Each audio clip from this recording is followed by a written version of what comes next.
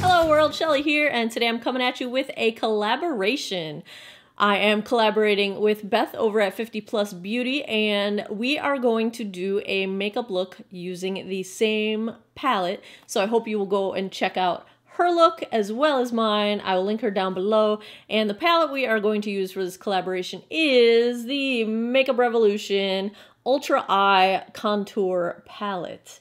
And they call it the Light and Shade palette. This might look a little bit familiar if you are familiar at all with Kat Von D's products. She has a product called the Shade and Light Eye Contour Palette, which is essentially identical in layout and color selection as this palette. Now, there are dupes and then there are ripoffs. I am not here to get into the politics of all of this, but suffice it to say that as somebody that makes their living partially based on intellectual property, I am a web developer and a photographer.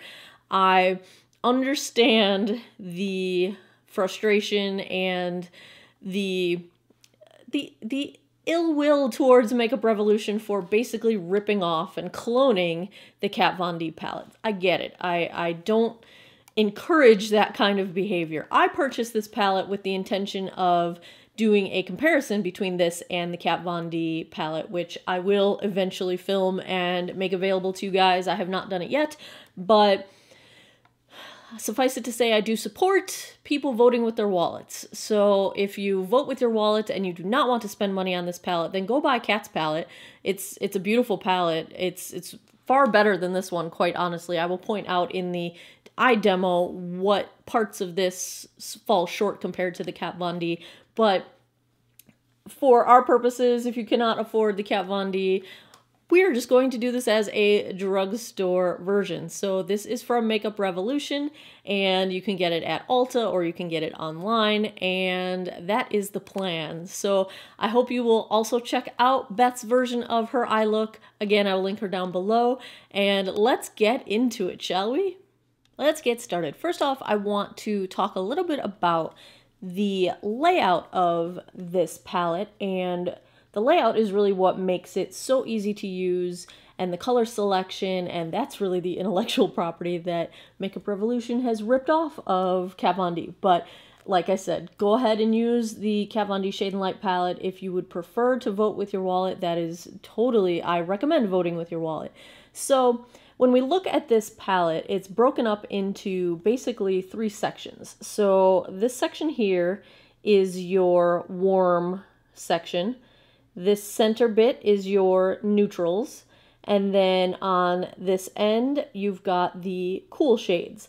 And the layout of these colors, you really can sort of paint by numbers in the sense that if you use the larger shade as your transition, and possibly on your lid as well, then you use your end shade of each of these sort of trios as your crease color, then the center as your sort of outer V, and then the end as either your lid or your highlight, that kind of thing. More likely a lid color. This is probably the only one that would work as a highlight, is pretty much that white color there.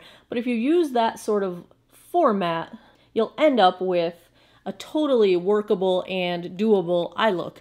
And then your only decision is, are you going to go warm, cool, or neutral? Now, today I've got a slightly yellow toned or warm toned foundation on, so I think I am going to use the warm side of this palette. So let me get my mirror in place and let's do this. I have already primed my lids with the MAC Paint Pot in Painterly, and I'm gonna go in with a super fluffy brush. This is just the Wet n Wild fluffy crease blending brush, and I'm going to go into this large pan on the warm side of the palette, and I'm going to take that right into the transition, so into the crease but also blowing out above and around, and just using that as a nice warm-up transition shade. Next, I'm going to take a Morphe M330. This is just another crease blending brush and go in with the warm shade on the outside of the trio. And I'm going to take this into the crease. Now these shadows do have a bit more powdery kick up than the Kat Von D shadows, and they are not quite as pigmented as the Kat Von D shadows. I do plan to do a comparison of these two palettes straight up, but overall they work. They blend pretty well. They're pretty pigmented. They're nowhere near a Kat Von D shadow in terms of quality, but if you don't have the budget for the Kat Von D shadows, they do work pretty well.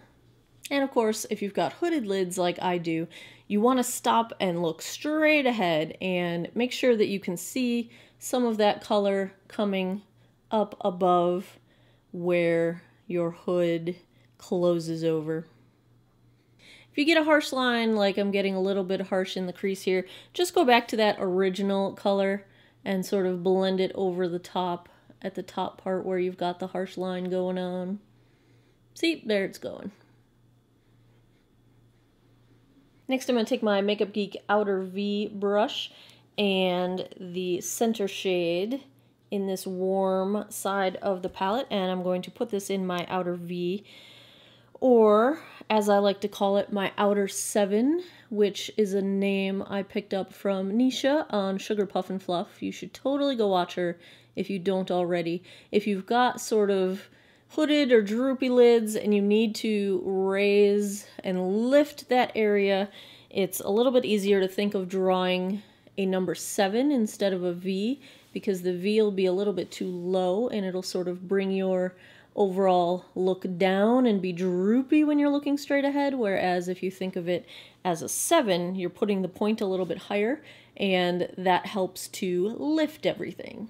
This is one of those shades that is nowhere near as pigmented in this palette as it is in the Kat Von D palette, so we are likely going to go back in and attempt to darken that up a bit. But in the meantime, I'm going to go in with my Real Techniques small shading brush. It's just a flat shadow brush, and go in with that warm color on the end, and let's put that all over the lid.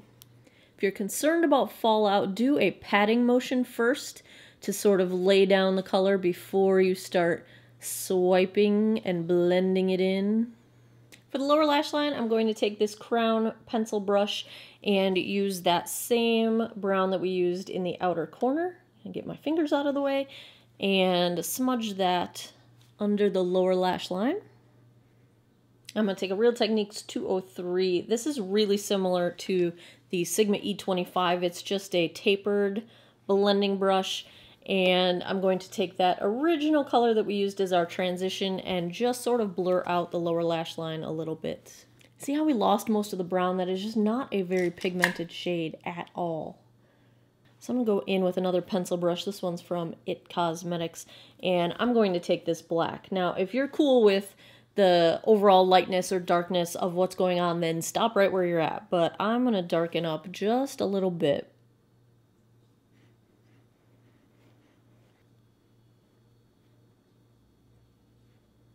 And the same way, I'm going to darken up the outer corner just a little bit.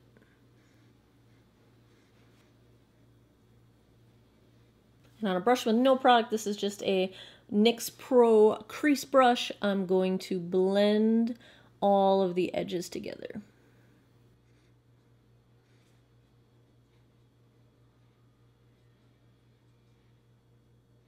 Not a huge fan of how this lower lash line's looking, so I'm going to go in with a little bit of that brown that we used in the crease.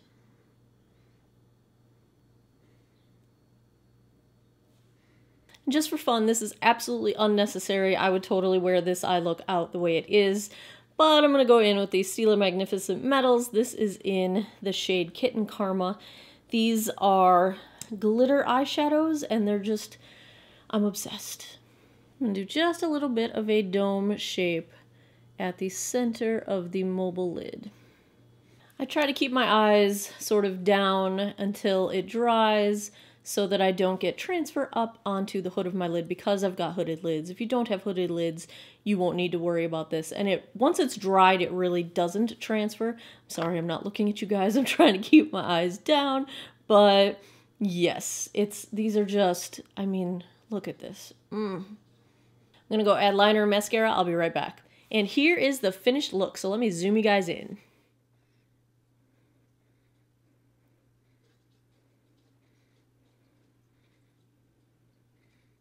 In keeping with the sort of dupe theme that we have going on, I lined my upper lids with the Physicians Formula 2-in-1 Lash Booster in Ultra Black, which is a total dupe for the Kat Von D Tattoo Liner in Trooper. Now, the difference between this being a dupe and the Makeup Revolution palette being a dupe, the Makeup Revolution palette is more of a direct clone or ripoff, if you want to use a less polite term, whereas this is just a product that happens to perform nearly identically to the Kat Von D liner. It was not named in any similar way. It is not packaged in any similar way. The Kat Von D liner is in black packaging, and it just happens to be that it's nearly a duplicate in terms of performance, whereas this was kind of ripped straight off of Kat Von D's intellectual property. Why is my tablet making noise? So anyway, there's that. I've got the new CoverGirl Total Tease mascara on. Not a huge fan of this mascara. It feels quite uncomfortable, but it can look really nice. I'm not sure if it's worth it. And on my lips, of course, you guys know I'm obsessed with the Wet n Wild Liquid Catsuit. This is in the shade Give Me Mocha. So I hope you have enjoyed this collaboration. Please go check out Beth's version of a look done with this same palette at 50PlusBeauty. I will link her channel down below. And thanks again for coming by, hanging out, geeking out over makeup with me. I appreciate your time. I hope you all have an awesome day or night wherever you are in the world, and take care of each other. Bye-bye.